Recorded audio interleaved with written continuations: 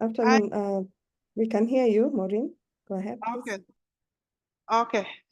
Thank you so much. In the interest of time, I would just want us to start this webinar. My name is Dr. Maureen Adhiambo Nyayeka. I'm a clinical psychologist based at Mathare National Teaching and Referral Hospital.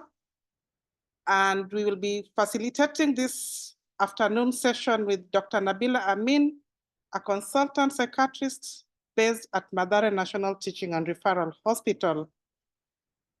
Our focus this afternoon is basically on helping you understand how to spot signs of mental illness, as well as help you to understand how you can cope with the mental illnesses. And so we are delighted to have you on board this afternoon. As you're aware, we are motivated to perform better when we feel mentally well, when our minds are in a healthy state. Then that also means that we are able to perform much better as an individual. When we talk about mental health, we focus on how we feel emotionally and psychologically, and sometimes we fail to realize the connections. I do not want to preempt everything. Allow me now to invite Dr. Nabila to take over with the rest of the session. Thank you so much. Dr. You're welcome. Thank you, Maureen, for the introduction. Good afternoon, everyone. I hope I am audible enough. Maureen, kindly confirm. Sure, Doc, we can hear you. Okay, thank you.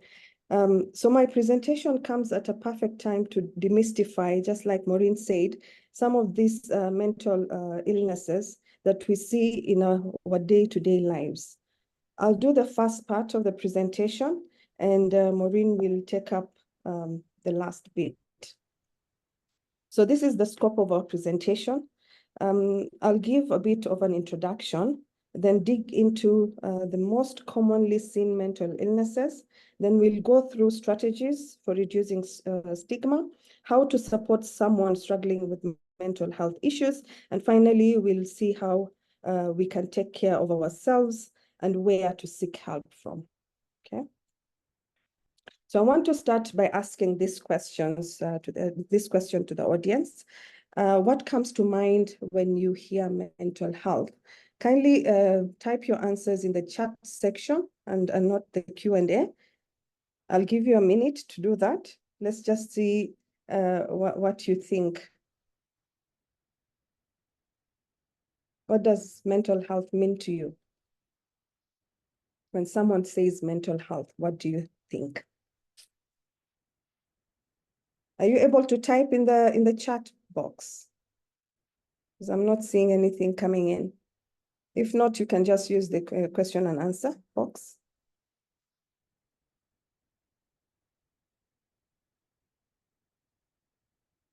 Audience? Yes, great. Some responses coming in. Okay, wellness of mind, nice. Someone else?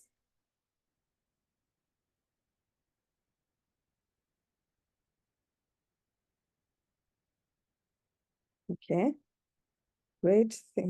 Responses are coming in. So people are saying wellness of mind, disruption of rheumatoid normal thought process, state of cognitive, emotional and behavioral well-being, anything related to psychology of a person, being fit mentally, okay, misuse and mislabeling trends that are growing, state of mind, perception, well-being of mind. That's Zehu should be to chase us when they were young. Okay, yeah. So someone had Mzee who was chasing them when they're young, a state of being mad, disorder in mind, yes. Situation where someone is not able to think or operate normally, healthy emotion handling and decision-making, mental wellness, inability to make sound decisions. Well, this is wonderful. State of mental well-being. Okay, so I'm seeing a mixture of responses, yeah, stigma, how and inform people about mental well-being. So great, yeah. So I'm really happy to see these responses, because before I would, hear people or see people saying cheesy. So when you hear mental health, you think of Mwenda Wazimu, Yule Mtu wa Madhare, okay, schizophrenia, depression, anxiety, right? So before we even look at the meaning of mental health, let's look at what health means as per WHO. And as you can see on the slide, WHO defines health as a state of complete physical, mental, and social well-being, and not merely the absence of disease or illness or infirmity, okay? So WHO actually acknowledges that for you to have health, meaning good health, you have to have good mental health. Yeah, I hope that's very clear. Yeah, for those who are saying, talking about, that mzee, okay? Again, WHO goes ahead and describes mental health. And from the description, you can see a purposeful human being, okay? So when you have mental health, meaning good mental health, then it means you are able to interact positively with people and work productively. You can cope with normal challenges in life and be able to make meaningful contributions to the society.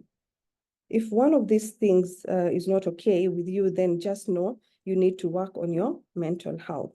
So mental health is what controls our thoughts, feelings, and behavior, just like Maureen mentioned.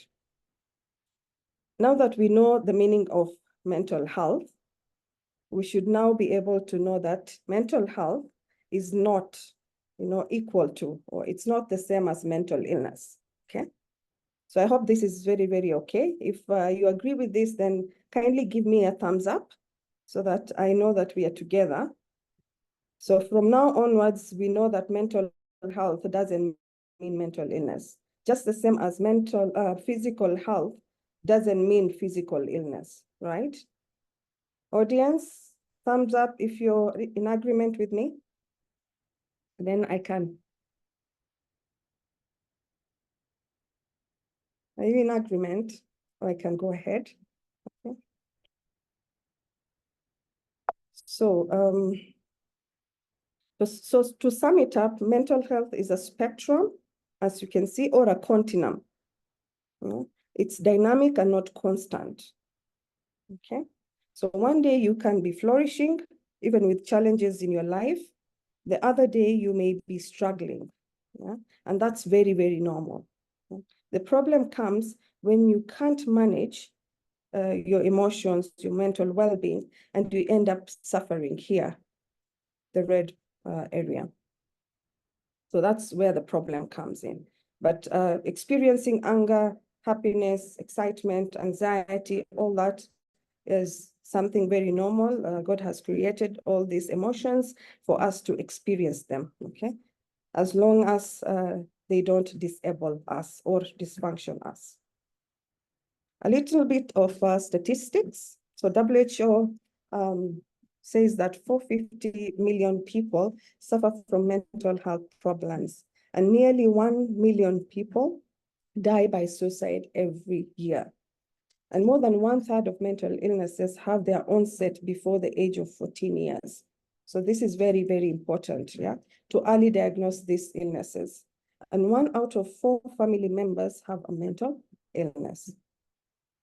Although we do not have nationally representative data on the burden of mental illnesses in Kenya, it is estimated that 1 in every 10 Kenyans suffer from mental illnesses. And approximately 25% of these attending outpatient services, or 40% of the patients have a mental illness. And the problem is that 75% of those who know that they are suffering from a mental illness, and those who don't know but have a mental illness do not seek help or have no access to mental health services. And that's why Mathare Hospital decided to have this series of webinars so that we can create awareness on mental illnesses. So most people believe that mental illnesses are rare and, they just happen to this other person and not me. Yeah, so I hope in the audience you're not this person. And if you're this person, I hope by the end of this section that I'm going to go through, your views will be different, okay? So let's reflect inwards and think about our family and friends and see whether we've been struggling ourselves or anyone else around us has been struggling, okay? So one of the most commonly seen neurodevelopmental disorders. So I've just chosen a few disorders that we commonly see. We have about 200 mental disorders, so I couldn't really go through them in 1 hour or 1.5 hours. So the ADHD is the most commonly seen neurodevelopmental disorder, that is attention deficit hyperactivity disorder. It affects 5% of school-going children worldwide and is seen in boys more than girls. These findings were supported by the Kenya National Adolescent Mental Health Survey. It was done by African Population and Health Research Center in 2021. Okay, so ADHD presents itself in 3 types: the predominantly hyperactive type, predominantly inattentive type, and the combined type. Okay, and the most commonly seen type of ADHD is the combined type. So let's stay here a little bit. So I'll try as much as possible to paint a picture of all the illnesses that I'll talk about today. This webinar includes, I think, if I'm not wrong, the community members as well. So I'll try to be as simple and basic as possible. So when you look at ADHD, the combined type, yeah, this looks like a naughty child who jumps from one place to the other, always breaking things and pouring stuff.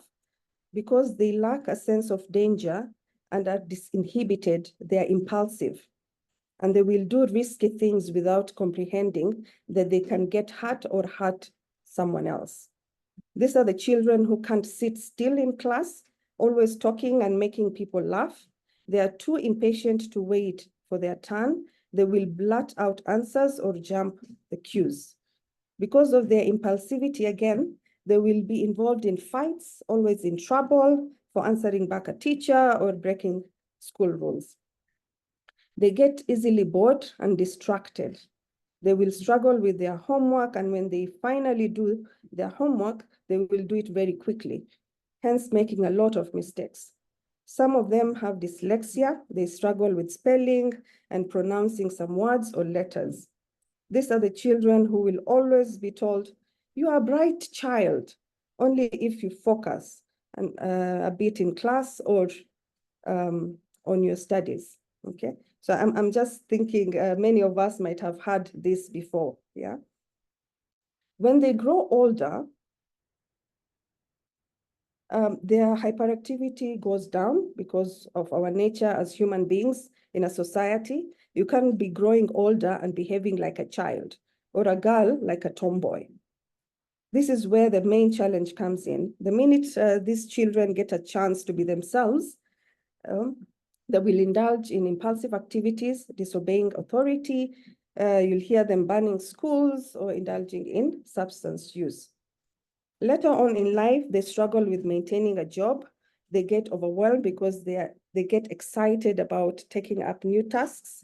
They struggle with delegating tasks because they are perfectionists. And also they become also disorganized normally, and this frustrates them a lot. Because they procrastinate a lot, they miss deadlines or do all tasks just before the deadline. And this also overwhelms them, causing them to develop anxiety and depression. And most patients with ADHD will come with anxiety or depressive symptoms. Now, briefly, I want to talk about the inattentive type. Yeah? These are those children who are shy, quiet, nice, lovely children that any parent would want. Any teacher would not say no to because they are obedient and disciplined. It's important to note that these are the children who we should be concerned about most. Despite them not being hyper and impulsive, they struggle a lot with focusing and paying attention. They have fewer issues in primary school and pass averagely well their academics in primary school. but their struggles start showing up in high school. From 1 up or second or third term there. This is because they're inattention, lack of focus, lack of concentration, and getting easily distracted worsen a lot at that point, which impacts negatively their performance in school. Okay. So we go to the next disorder. And this is another neurodevelopmental disorder, and it's on the rise nowadays, and that's why I chose these two. Both ADHD and ASD are on the rise. I don't know whether we are more aware of these disorders, or there's something really, causing the neurodevelopmental issues. So ASD is a condition that affects social communication and social interaction, and presents with repetitive and restrictive behavior. It affects 1 to 2% of the world's population, and is also seen mostly in boys, just like ADHD. If undiagnosed and managed early, ASD is a debilitating condition and can significantly affect someone's functioning. ASD can be diagnosed when a child is 12 months old, or even earlier if you're keen. These are those children who, when you call them, they will not respond or even look at you. And if they do look at you, they will not maintain eye contact. They like playing alone and have peculiar ways of playing. They will line up toys or place them in one particular manner. For example, if they are playing with a toy car, instead of playing the normal way we know, they will be interested in one particular part of the car, the tire, maybe the steering wheel, or just one particular part of the car. They have repetitive behavior, like clapping hands, licking their hands, or hitting themselves on the head. And this behavior usually worsens when they're either excited or in distress. They get frustrated with sudden changes of routine. Their temper tantrums are uncontrollable. They can cry, shout, and throw things for hours sometimes. They're usually over or under sensitive to light, sound, touch, texture, or taste. Some don't like being hugged or touched. They will get irritated with certain materials and texture, and they're very choosy when it comes to food. They can present with ADHD symptoms, as you can see, and learning disabilities as well. One of the symptoms that make parents take their children to see a doctor is speech delay, okay? And sometimes we equate the speech delay to autism. So if a child has speech delay, that means they have autism spectrum disorder. That's not true, okay? It's a symptom, but not a telltale sign for autism spectrum disorder. Now, we use this word depressed or depression a lot in our day-to-day conversation to mean I'm stressed, I'm feeling overwhelmed, I'm feeling low. Not always to mean major depressive disorder, right? So this the wrong use of the term depression stigmatizes depression and minimizes its seriousness. Therefore, I would just urge all of us from now onwards, I might be a culprit as well, to using this word wrongly. So from now onwards, I'm encouraging all of us to use it appropriately. So depression, as you may know, presents with extreme low mood that persists for at least 2 weeks. It will be there most of the day and almost every day of the week. People with depression will lack interest in activities they like doing, and when they do these activities, they will not feel excited or happy when doing them. They will keep to themselves, avoiding any conversations with family and friends. They'll feel overwhelmed when their phones ring. They lack motivation and energy. They wouldn't want to wake up to brush their teeth or eat breakfast. That's too much work for them. In extreme cases, they will have suicidal thoughts and psychotic symptoms. Seeing things, psychotic symptoms can be something like seeing things that are not there or hearing voices that people can't hear. So the unfortunate bit about depression is that you might not recognize it from how someone looks or behaves. People with depression are very good at hiding their sadness and pain. They will interact with other people, laugh, pretend to be having fun, but they are dying on the inside.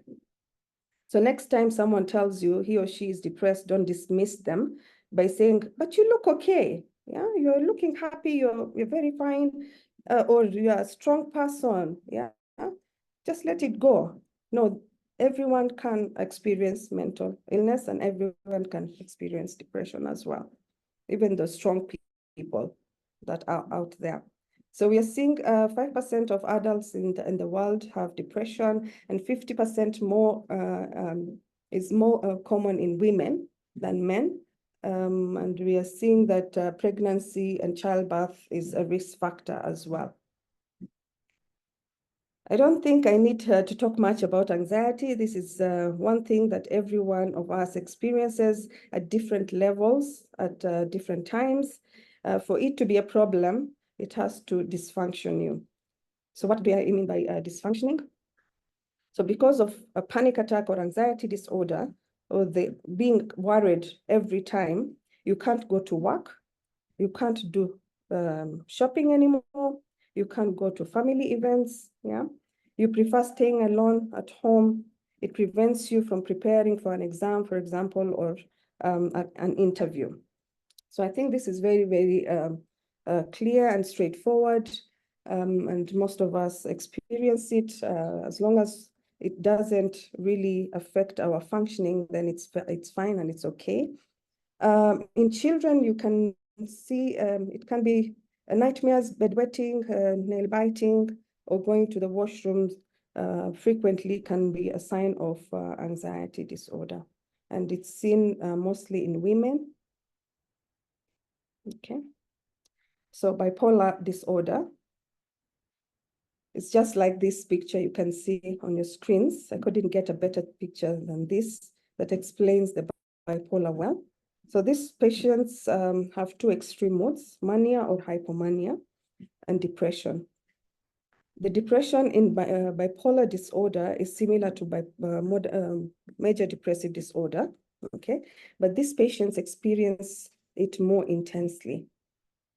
When they are in the manic phase, they are energetic, excited, have expansive mood, and they have pressured speech, meaning they talk a lot, fast, and with a loud voice.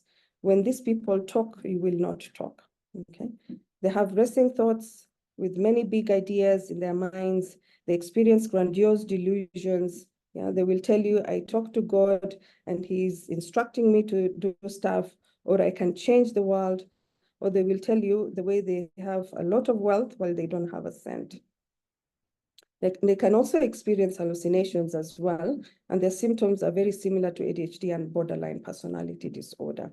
And we have two types of bipolar disorder. We have type 1, which is seen equally in men and women, and we have bipolar disorder 2, which is commonly seen in women, yeah?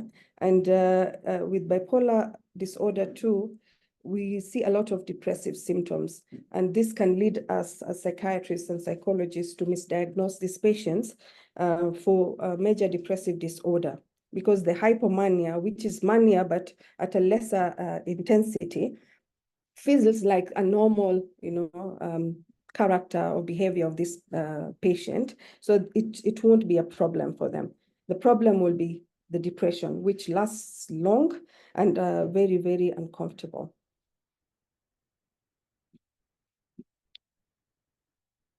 So let's go to PTSD. PTSD symptoms, so that is post-traumatic stress disorder. So this, the symptoms appear after exposure to a life-threatening event, which can be witnessing someone close dying, being involved in a road traffic accident, recovering from a life-threatening illness, or even rape. So there are three main symptoms of PTSD. So one is reliving the event that was traumatic. And this can happen maybe a few months or years later, even 10 years later, okay? So reliving that experience through nightmares, flashbacks, intrusive thoughts, okay? Experiencing somatic symptoms like the symptoms, the physical symptoms of anxiety, headache, breathlessness, persistent pain, fatigue, stomach issues. Then there's avoidance, avoiding conversation, places, or people who will remind him or her of the trauma. Okay, so PTSD can cause you to be alert always and easily startled. Yeah, something small, umeshtuka. Okay, it can cause aggression and anger, and people with PTSD can also have depression symptoms as well. So to schizophrenia, spectrum, and other psychotic disorders. So schizophrenia is a rare mental illness, but among the most severe and serious and debilitating mental illnesses. Just like ASD, early diagnosis and management of schizophrenia is important, and if not diagnosed early and managed, it can deteriorate someone's functioning permanently. Okay. When I was preparing this, I was just thinking to myself that this is one of the illnesses maybe that people refer to mental health or mental illness when they hear these words, yeah, the cheesy and crazy and mad and madare. Yeah, so I was just thinking maybe this is the illness that people are referring to. And as you can see, despite it being very severe, it's very low, yeah, in terms of its prevalence at 0.3%. So what are the symptoms of schizophrenia? One, it's delusion. So we have positive and negative symptoms, as you can see on the slide. So we have delusions, these believing in things that are not in keeping with someone's culture, someone's religion, and someone's belief. Then we have hallucinations, so that is hearing voices that are not there, seeing things that others can't see, or smelling things that are not there, or feeling like something is crawling on your body and there's nothing actually. Then we also have disorganized speech. Yeah, their speech is usually incoherent. You can't make sense out of what they say. Okay. Then you have disorganized behavior, behaving in a certain way that is bizarre, maybe collecting dirt and putting it in the, in the house, in their room, not showering, yeah, not changing clothes, and things like that. They can also have negative symptoms, as you can see, yeah, that resemble mainly depression, and their affect, the way they look. They may tell you, I'm happy, but they look very flat, okay? And when they have negative thinking, negative symptoms, then their speech will be reduced. They will have mutism and all that. Okay, sorry. The other very important thing that I wanted to highlight, and is not a diagnosis, is suicidal ideations. This, of course, according to Kenyan law, is a criminal act, but efforts are there to ensure that it is considered a mental health problem and not a criminal act. It's taboo, and I think we all know it's taboo to mention suicide in our culture, religion. People will say, how ungrateful are you to want to kill yourself? It's a sin, don't say that, okay? People don't really hurt themselves intentionally or for attention purposes, because sometimes you'll say, he's just seeking attention, yeah? These people are actually suffering. And these are some of the symptoms, warning signs of suicide. So one, frequently talking about death, wanting to sleep and never wake up, feeling hopelessness or no hope for future, self-harming behavior, cutting themselves, talking about ending their lives, writing suicide notes, having a plan on how they can kill themselves, even buying that thing that they will use to end their lives, and comments like, I'm tired of this life, I better be dead, okay? So these are simple steps to support someone who is suicidal. One, validate their feelings, communicate to them with compassion and empathy, give them time to express themselves, and you should not really force them to tell you why. Sometimes you're like, why do you want to kill yourself? What happened? Yeah, sometimes nothing has happened really.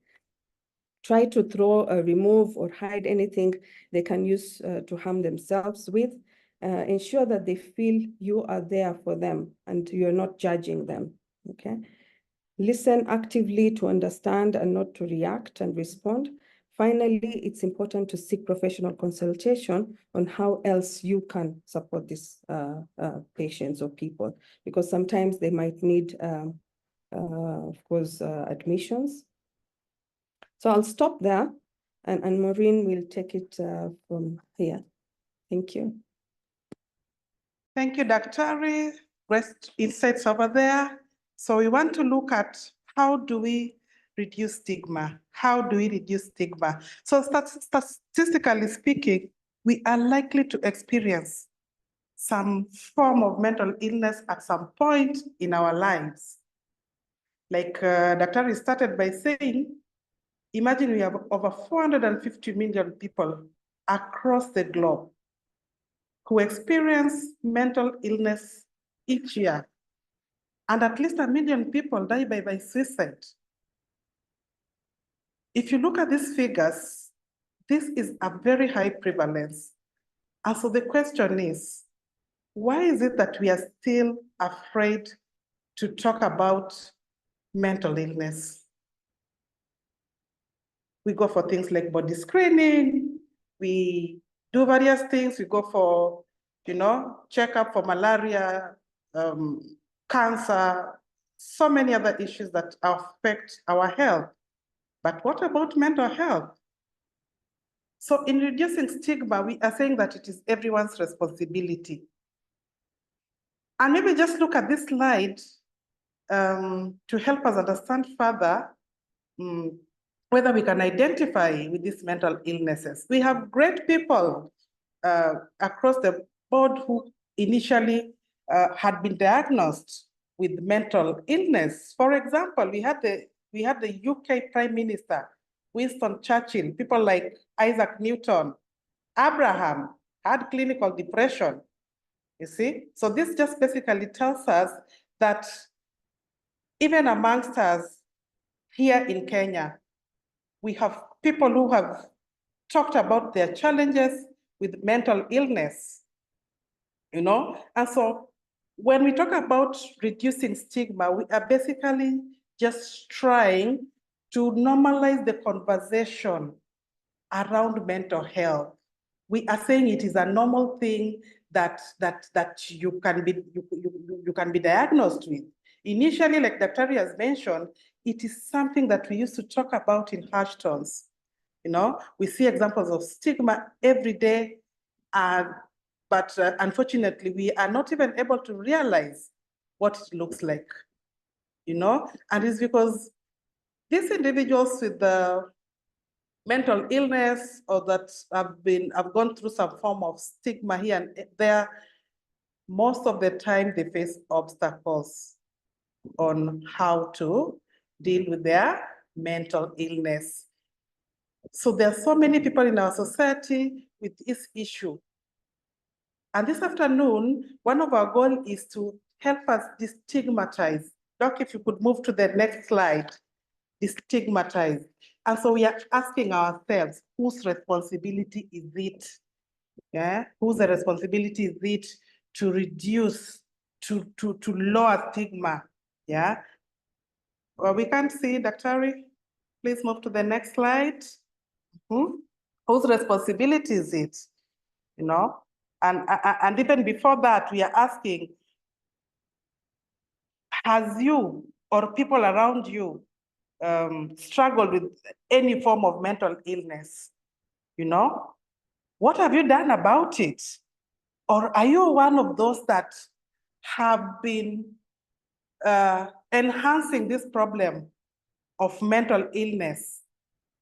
Are there any services around us? Maybe we could just type on the chat box and tell us whether you have a relative, a friend, or a colleague, and whether you have these services around us. We could take a minute and do that.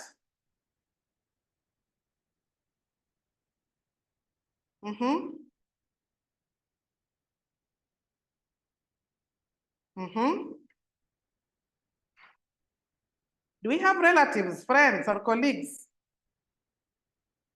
Or is because it's something that we do not like to talk about, so we find ourselves not talking about it. We ignore it completely.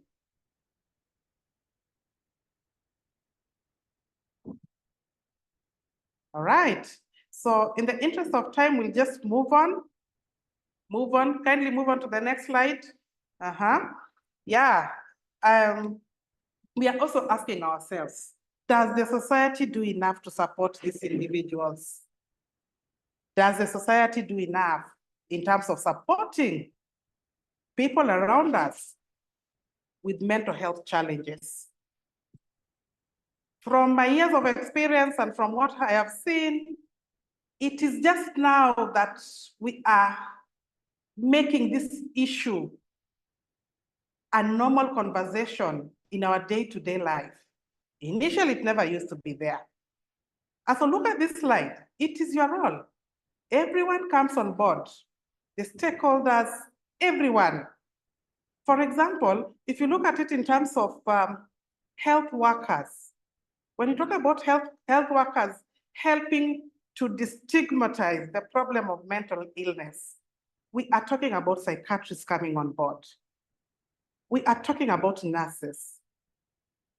We are talking about doctors that are specialized in other areas.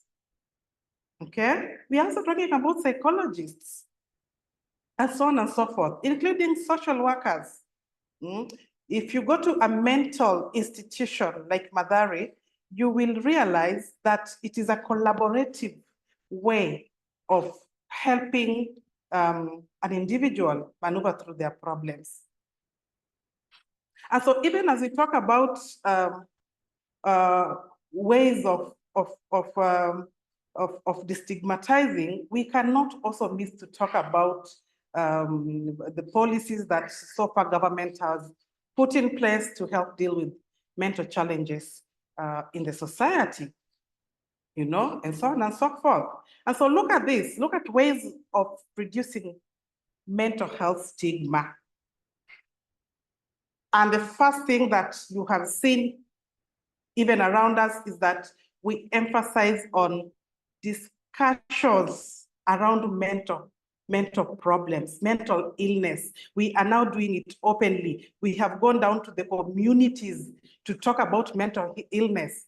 We are asking people to bring out their relatives and their colleagues and so that they can get help to this problem.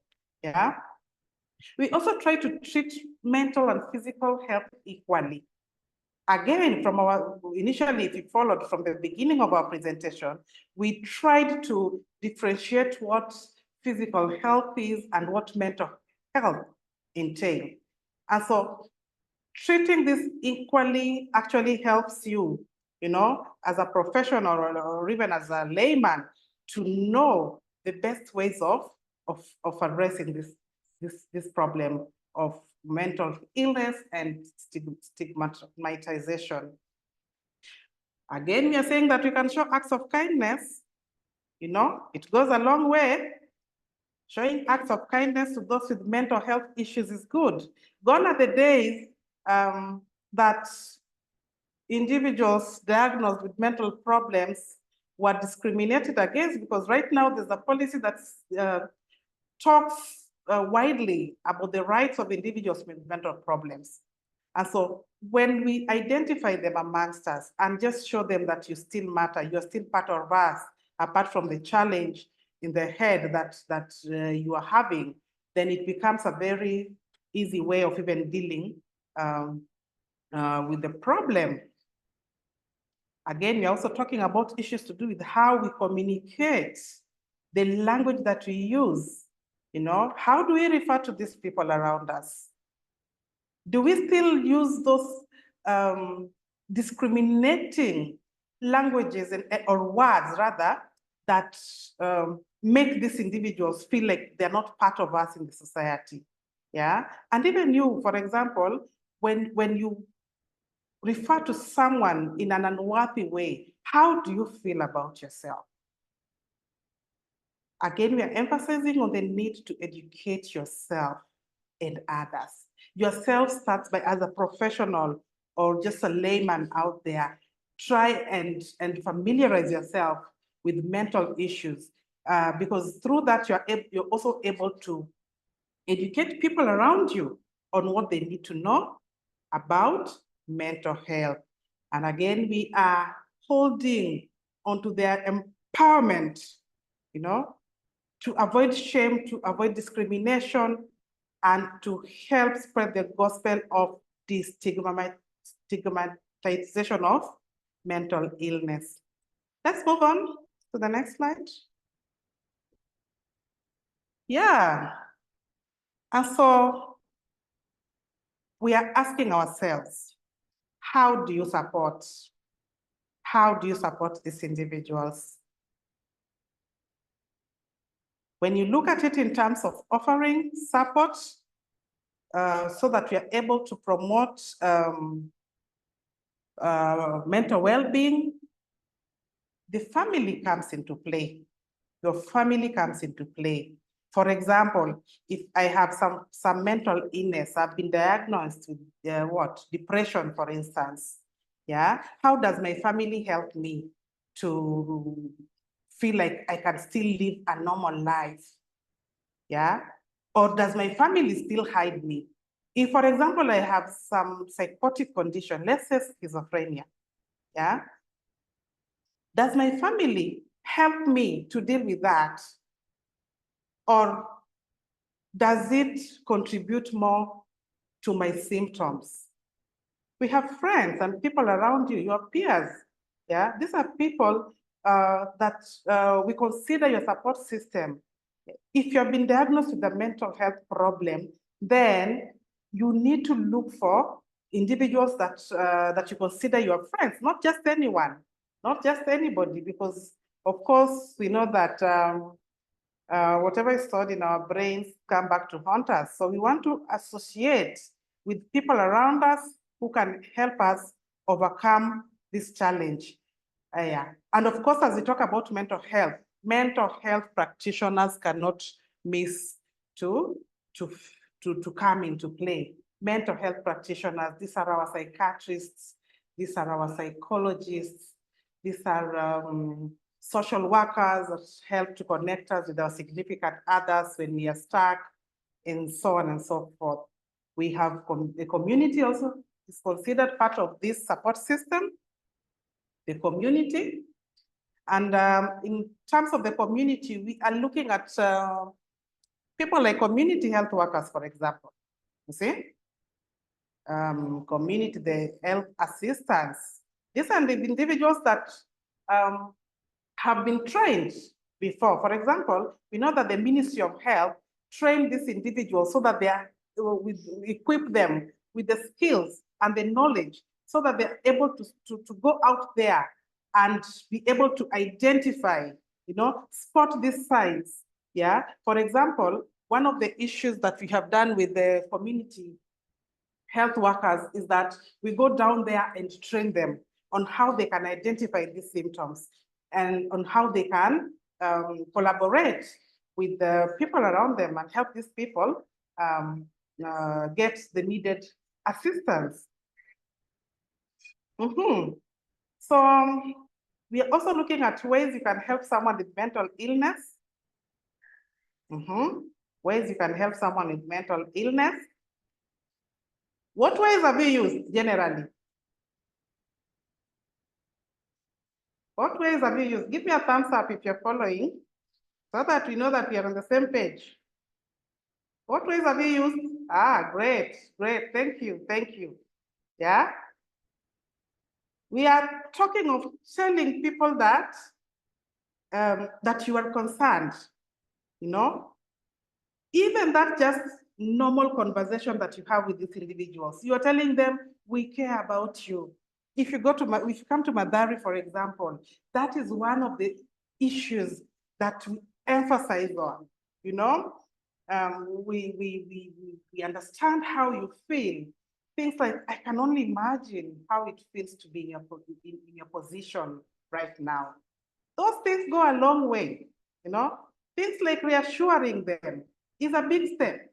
If you come to me as a mental health practitioner and I reassure you that even without BMD, bipolar mood disorder, you can still take medication. If, for example, if you're constantly finding yourself on the manic side of bipolar, I can reassure you that you can still pull through, you can still go back to work, you can still perform normally like any other person in the society.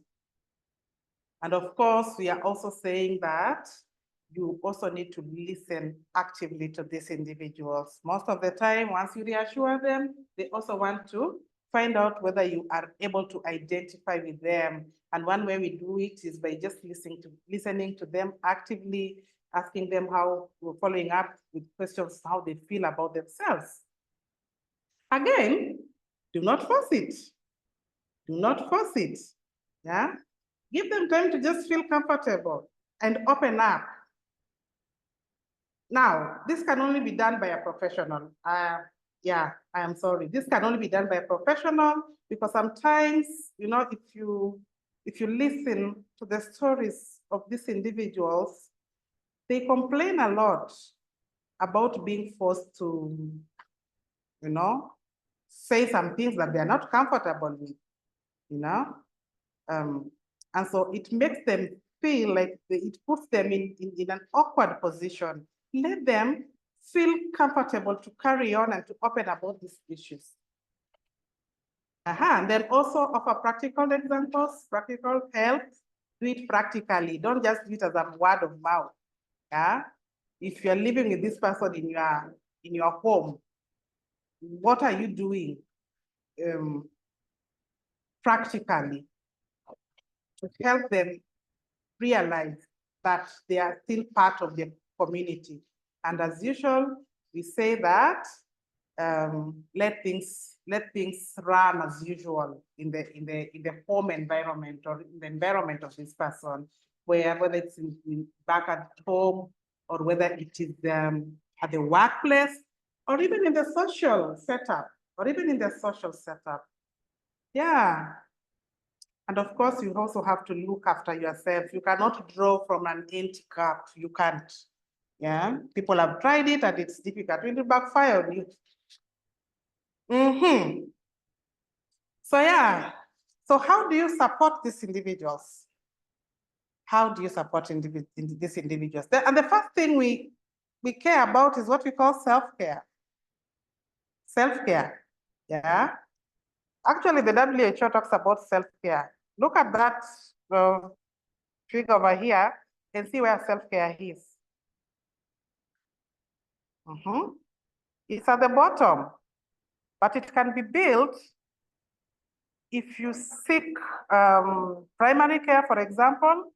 If you talk about this issue with the community, if psychiatric services are available and that we normalize them so that these individuals can get help, and so on and so forth.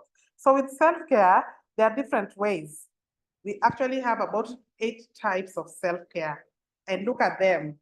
I will not delve on each, but when you talk about self-care, you're thinking about the physical care, the mental, the emotional, spiritual, your intellectual self-care, self-care in your environment, your financial self-care, as well as the social. And so, again, in terms of offering support and connecting this to the self-care, we talk about what we call the box breathing. It is part of self-care. Now, with the box breathing, we say that when you breathe in, how you do it, you help these people to breathe in for at least 4 seconds, hold their breath for another 4 seconds, breathe out for 4 seconds, hold your breath back, and repeat this procedure. Yeah. When you look at it in terms of self-care, this technique actually slows down our breathing, It slows down our breathing, which forces our hearts to slow down, and of course, calm us. We have what we call the 5-4-3-2-1. 5-4-3-2-1. This is very simple. Basically, we talk about, 5 things we see. The 5 things we see. The 4 things we feel with our hands, 3 things we hear, 2 things we smell, and 1 thing that we can taste. Yeah. We emphasize on this technique when you're talking about self-care because it helps us to ground, in the present moment and helps you just to slow down your racing thoughts. It's a very good one if you're dealing with a client with bipolar and anxiety. Exercise is another type, when we talk about exercise, do you exercise? Yes. Yeah. But exercise basically just helps to flood your body with some hormones we call endorphins. It helps you to clear your head and it just helps you calm down. Sometimes you're so overwhelmed with stress and other psychosocial challenges, other mental health conditions, that we don't even realize how we feel. So with exercise, it actually helps to clear your head of all these stressors. You can even we sometimes encourage things like acknowledging our feelings by writing them down. It's a very common one. I'm presuming we are familiar with this one because when you write them down, you do it in a plan because this again helps to problem solve, and it can help us to tune into our thoughts and feelings. Taking a break from technology. Unfortunately, this has been a challenge to us. It is not easy to take a break from technology. Yeah, someone will tell you it helps them to move away from their stressors, but actually it is one of those that can actually cost you your mental health. Yeah, and so how do we avoid? We've talked about ways of coping. How do you help these individuals to move away from the maladaptive way of coping? And the first thing we are saying is that these individuals need to avoid the use of alcohol and other substances of abuse. Yeah. Some people say that they will use these substances to reveal the pain of the problem. Yeah. But the effect is usually temporary. It does not solve the problem. It harms us as if it harms us because then you realize that it can result into an addiction pattern. Another maladaptive coping mechanism is eating too much, either overeating or undereating. And this can create unhealthy relationship with food. It can harm us by starving us or even overfeeding the body. Yeah, and that can create an additional emotional stress. Things like self-harm. Things like self-harm are dangerous. Yeah, they are dangerous way of coping. So we are saying that if you or someone you know is engaging in self-harm, please help them seek professional help immediately. Yeah, help them seek professional help immediately. Yes. And so where do you get help? We are talking about seeking help. Where do you get help? Mathare is there. Mathare National Teaching and Referral Hospital, Thika Road.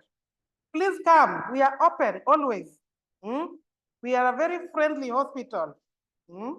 The stigma that used to be there about even the mention of Mathare is no more. It is gone, It's a high profile level 6 hospital. We have Moi Teaching in Eldoret. The hotline number is there. We are also talking of Kenyatta, you know, and so on and so forth. Aha. Yeah, and these are the toll-free numbers. These are the toll-free numbers. The one that I like most is the 1195 for counseling services.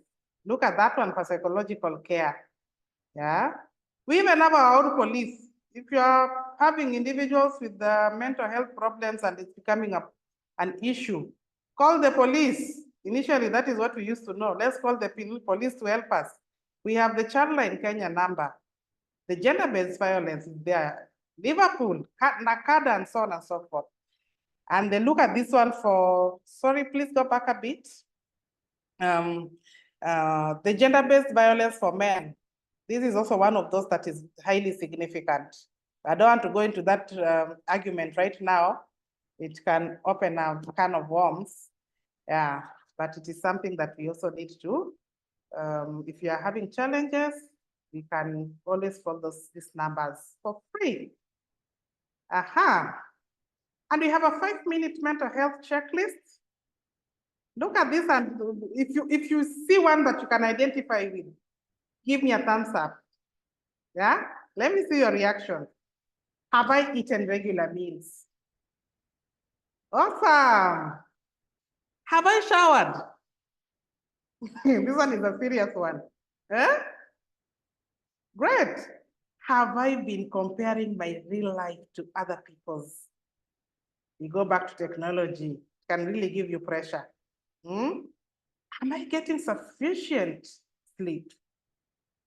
Am I doing it the right way? Sufficient sleep is not that I go to bed at 9, I wake up at 10:30 to go to social media, come back at 11, at maybe midnight, wake up again at 3 a.m. Have I spent time outside in fresh air, just walking out? Yeah, taking a walk. Again, sorry, I will use Mathare a lot because that is where I come from. It is a very big hospital. So sometimes when you feel like everything else is just making you feel like you can't breathe, you take a walk from MCH to Maximum and you'll just feel good after that. Have I connected with someone I love? Someone you love could be a relative, could be a loved one, could be someone in your community, you know, or even at work. Have I moved my body today? Take at least 6,000 steps. It's not very easy. Yes. And then lastly, have I been thinking kind thoughts to myself? Some of us are so hard to ourselves. You know, you are always wanting to identify with negative thoughts throughout. Even when someone tells you something positive, and I'm like, not really. I don't think so. Always negative. So this is a 5-minute mental health checklist. We can always use it, even in the midst of our busy schedule. You know, you don't have to, you can actually use it, whether it's in the morning or at lunch hour. Yeah, and look at our parting shot. Without mental health, there cannot be true physical health. We have experienced it, you know. Dr. Brooks tells us that we cannot. You have to be, being able to be your true self is one of the greatest robust components that you can have as an individual. And with that, I say thank you. We open the floor for questions and answers.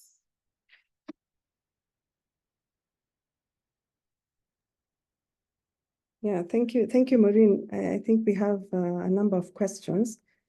We can maybe go through them quickly as time is not on our side, yeah? So I can try answering a few. I was thinking you can handle, there's a question on complicated grief and let me see. Someone is asking prolonged grief disorder and complicated PTSD. So elaborate and you know, tell us what are the differences what differences are there between depression and PTSD and complicated degrees and prolonged grief disorder. I hope you've gotten that, yeah? Okay, let me start with the one for what is the difference between depression and PTSD. Okay. Now, with depression, yes? So, I was saying we can do it very briefly because we have many questions. Okay, I'll just touch on it maybe in a second or so. Now, when we talk about depression, we talk about an illness that presents for at least 2 weeks with symptoms such as having irritable moods, poor eating patterns, or even heightened eating and sleeping patterns. We are talking about having suicidal thoughts when it goes to the extreme, and so on and so forth. With the PTSD, for you to say that someone has PTSD, it has to have taken at least 1 to 6 months. And the symptoms are very different. It's only that sometimes individuals that present with the PTSD tend to have some symptoms of depression. Depression, again, 2 weeks. PTSD, we're talking of 1 to 6 months. Thank you. Dr. Which was the other one? Yeah, I can just briefly answer this question and a number of other questions maybe. So someone is asking, I have schizophrenia, bipolar, ADHD, and major depressive disorder. Is it possible that my son also has these disorders? So maybe I can just say one, yes, we have comorbidities. So we can have maybe bipolar and anxiety disorder together, yeah, or ADHD and depression or anxiety together, but we cannot have schizophrenia and bipolar together, okay? So if a parent has, or 2 parents have, for example, schizophrenia or bipolar, yeah, then there's a higher risk of the child having bipolar illness as well. But what I want to emphasize is that mental illnesses, there's no one cause of a mental illness. So a number of things. So I can be a carrier, I can have a gene of schizophrenia or bipolar, but I might not present with the symptoms of schizophrenia or bipolar. It's just like hypertension and diabetes, yeah? So someone is saying people will start self-diagnosing during the talk. And I think, Maureen, that's the main reason why we had this presentation, right? So that people can be educated and people can start questioning and people can start observing and looking and being keen, right? Yeah, of course, we are not telling you to, you know, diagnose and manage, but send them to the appropriate, you know, professionals where they can seek care. Sure. Yeah, so someone is saying, maybe you can say, you can comment on this. Someone always gets startled or jumps up when the window or a door is banged. So is this PTSD? Someone says that or asks that. Does it make them hyperactive or hypervigilant? No? You cannot self-diagnose PTSD. You have to look at other symptoms as well and the duration of the period that has been happening. Is it something that happened after a traumatic event, or is it something that featured earlier into this individual's life in form of adverse childhood experiences? Yeah, but of course that reaction is just an indication that there's a problem somewhere that is being enhanced by something that took place initially in life, in this person's life. Yes, so thank you, Maureen. What is the management of a person with treated schizophrenia that has existed for over 10 years? Of course, one thing that we are emphasizing is they need to be diagnosed by a professional, psychiatrist or psychologist. Someone, Ivy, you want to answer this?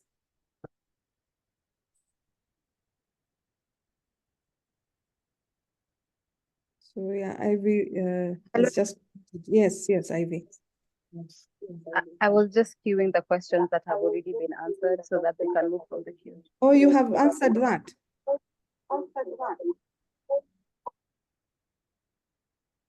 Okay, so we can continue then. Maybe just briefly to mention, I had mentioned earlier about ADHD in adults. Of course, ADHD is something which starts from when you're a child and it goes all the way. So usually I said it's your character when I'm explaining it to my patients, or your personality. So you will not, do away with those symptoms per se. So you might not be hyperactive, but you'll have issues with concentration, lack of focus, you'll get easily distracted. So when you're doing your work, and this will dysfunction you, these symptoms will dysfunction you mostly when you are working, okay? When you need to really focus and complete a report or an assignment. So you will find yourself, losing focus very easily, touching your phone, wanting to go out, taking water and all that. And this now derails your work. You're not very good in routines. So most of them, they will say they are not morning people, they're night people, and they will not sleep very well, which will also affect their mental well-being. They're very disorganized, which also overwhelms them. And in turn, the opposite of being very disorganized, there are particular people as well, and they're perfectionists as well. So these are very opposite, things that these ADHD patients experience. The perfectionism will make you do something for a long time. Yeah, so you will waste a long time just finishing up or making it look like the way you want it. You will not be able to delegate because you will think other people will not do the work as you would want them to do. So you get overwhelmed in the process, okay? And you get easily bored. So you might change jobs here and there. After 1 year, you're bored, you want to go to another job. The other thing is zoning out a lot. So you'll be daydreaming when someone is telling you something very important, and people will be saying that you are a forgetful person. So those are the signs and symptoms of ADHD in adults. Any other question?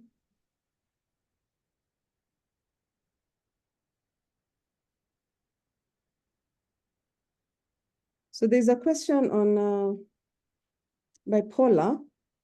I don't know if you want to say something about it, Maureen. We have this person who has been diagnosed with bipolar, but on conventional medication for balance, but continues in between to abuse prohibited substances.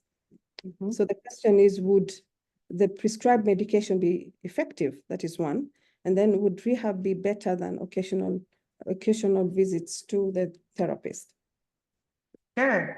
Now, the question is, maybe how long have they been on medication? And even with the knowledge that they can go to the rehab. Of course, by the time you're thinking of going to the rehab, you have gone through the hands of a psychologist. Yeah. Why is it not working? What is this that compels you to want to take medication and abuse substances at the same time? Before we recommend rehab, I think the best thing would be to, if you can even change the therapists, if maybe that is where the problem is, you can always seek help from a different opinion from a professional somewhere else. Yeah, so that you monitor your pattern and see whether it is working for you. You see, maybe from that, then we can recommend rehabilitation. But again, rehabilitation is a personal choice. We cannot force you to go to the rehab. It is your own initiative, but it starts from the point of seeking psychological services. Yeah. Yeah, and just to mention that if you combine substances and medication, so a mood stabilizer, definitely the medication would not be as effective because substance use disorder also affect our mental well-being. Okay.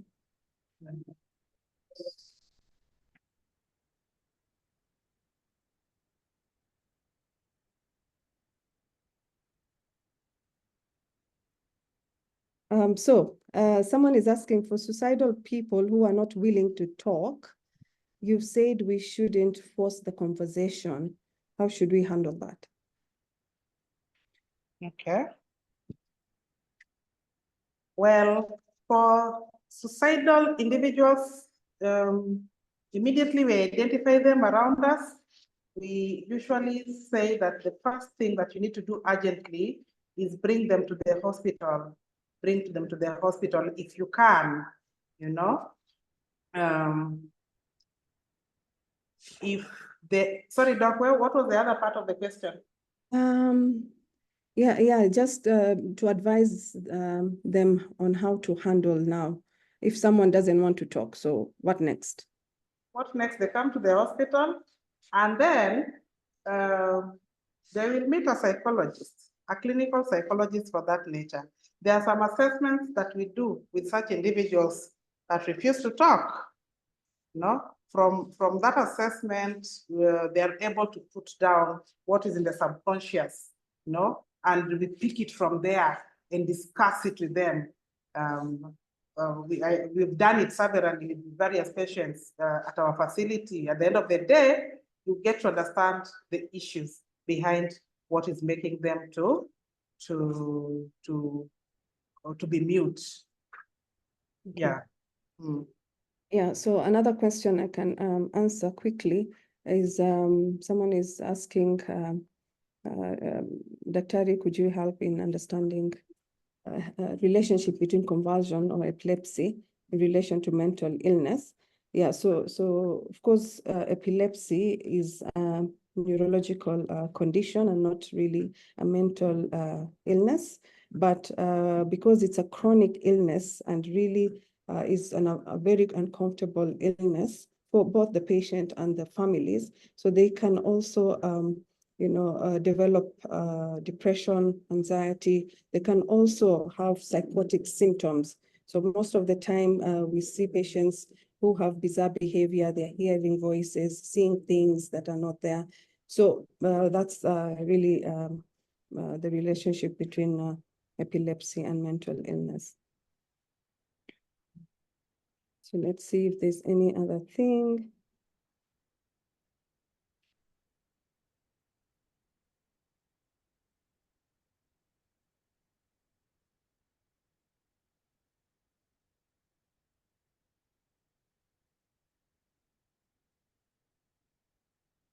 Can we share slides? So slides, I think, will be shared.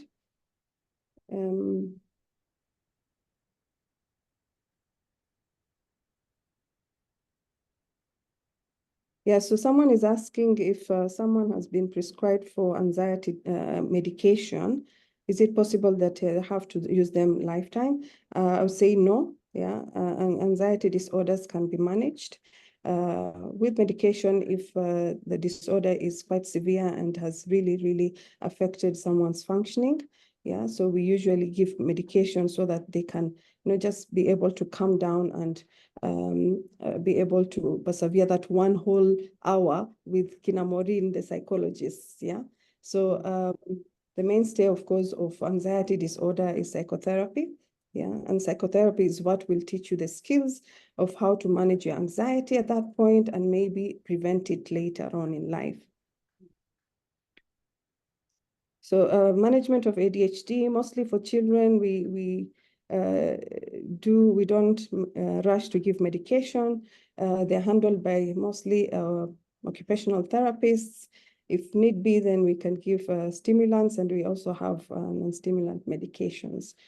But for children, we don't rush to do that. Even for adults, if it's not very severe, we do just psychotherapy, which is behavior modification therapy.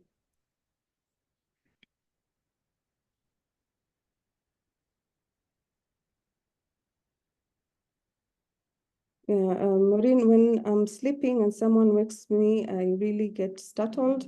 I wonder whether this could be a reflection of something, I don't know. When they're sleeping and someone startles them? No, when someone wakes them up, they wake up in shock. So do they go back to sleep? The question is, do they go back to sleep, or when they're startled and they wake up, sleep is distorted, and that's the end of it? Mm. Yeah. Yeah, so there's a lot into that. Maybe they can go seek help, from a professional, because we talk about so many things. History is the most important thing. So the much we know, the better we can guide. Mm. Yeah. Yeah, so that we demystify whether this could be, this person could actually be developing sleep pattern problems. No? Yeah. Okay.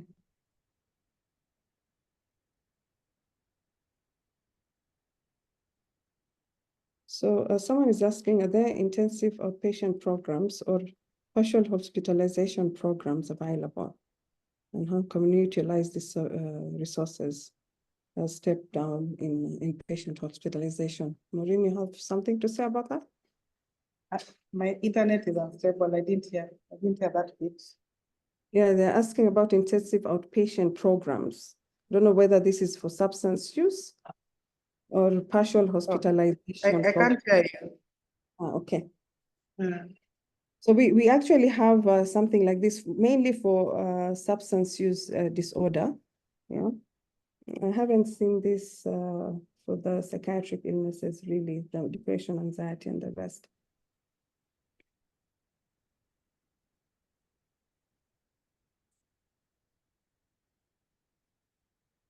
Hmm.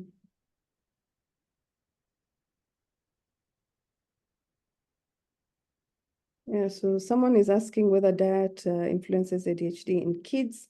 Of course, high sugar levels can make a child hyperactive even without ADHD. So we usually just advise parents not to give sugary stuff. So cakes, juices, and so on and so forth. But we don't restrict any other food.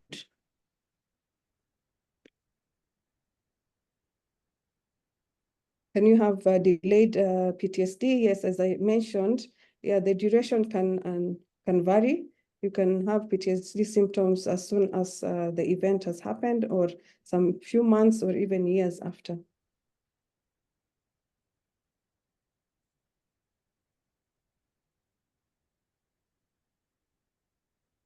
So someone is asking, my son needs to see a child psychologist. How can I book one? Maureen? Maybe we can take this number and then reach out to you later. So we have 5 minutes to go. Anyone from Kenyatta team?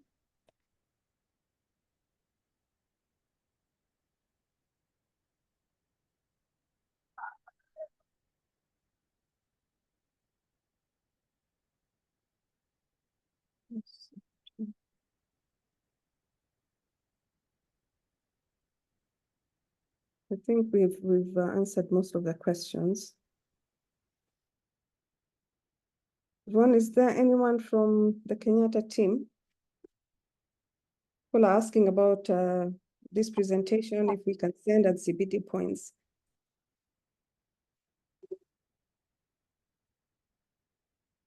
Yes, yeah. Good afternoon. This is Nelson from KNH Research. Please note that the CPD points are sent after the presentation, after we have downloaded the attendance list.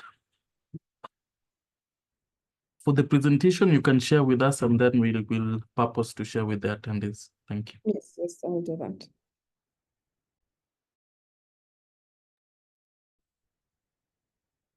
I think Maureen is can't hear. So I think we can end the presentation. Thank you very much for attending. We will be having another session on Friday, looking at myths and misconceptions around mental illness. And on Tuesday, we will be looking at substance use disorders. So kindly stay tuned. Thank you very much for an interactive session. And I hope we conveyed something today. Thank you. Bye-bye. Have a good day.